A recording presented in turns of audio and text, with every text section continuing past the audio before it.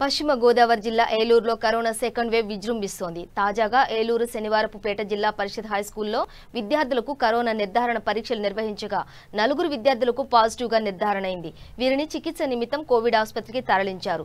School కి 3 రోజుల పాటు సెలవు ప్రకటించి ప్రత్యేక పారిశుద్ధ్య కార్యక్రమాలు నిర్వహించారు. ఈ ఘటనపై రాష్ట్ర ఉప ముఖ్యమంత్రి వైద్య ఆరోగ్య శాఖ మంత్రి ఆళ్ల నాని స్పందించారు. స్కూల్లో మిగిలిన విద్యార్థులకు ఉపాధ్యాయులకు కరోనా నిర్ధారణ పరీక్షలు నిర్వహించాలని వైద్య ఆరోగ్య శాఖ అధికారులు ఆదేశించారు. దీంతో చాటపర్రు ఆరోగ్య కేంద్రం సిబ్బంది విద్యార్థులకు కరోనా నిర్ధారణ పరీక్షలు నిర్వహిస్తున్నారు.